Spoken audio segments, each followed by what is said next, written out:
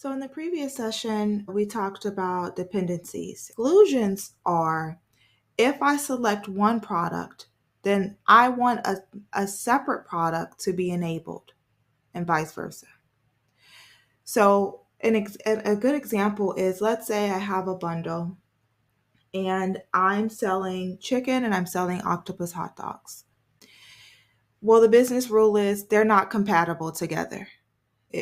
For whatever reason, it may just be too much protein for a kid to have. All right.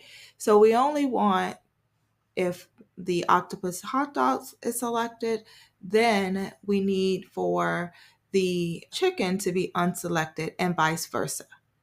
I'll show you how to set that up. It is quite similar to the dependency option constraint.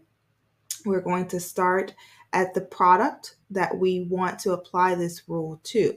So this applies to the bundle, the premium bento box bundle. So I'm going to hover over option constraints, and as you can see our previous option constraint that we had, but it was a dependency type. And we're going to click on new to create another one that is exclusion. All right, so I make sure that you give it a descriptive name for your admin. Octopus hot dogs can't be sold with face-shaped chicken. Well, it is active. So now again, we need to take a look at all of our options to see which ones we need to add.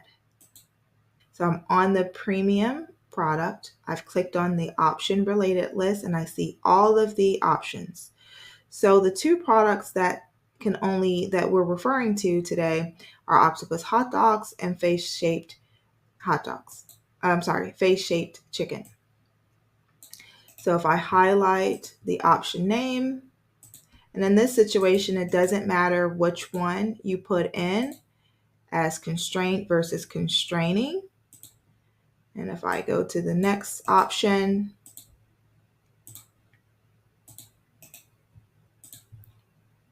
and add that one, the only difference is we now need to change the type to exclusion.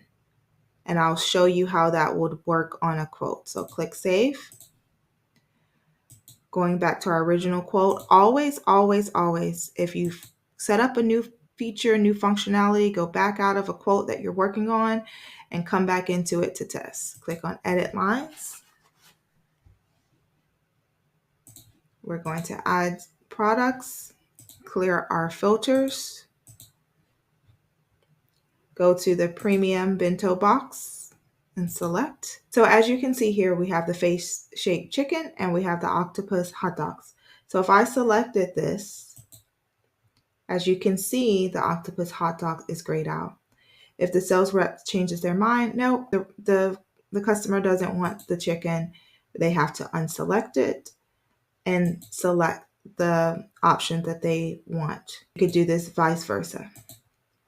This is great if you want them to be able to see what the options are, but then create guardrails around what can actually be selected in the bundle. So this concludes our session on option constraints. We've covered dependencies and exclusions.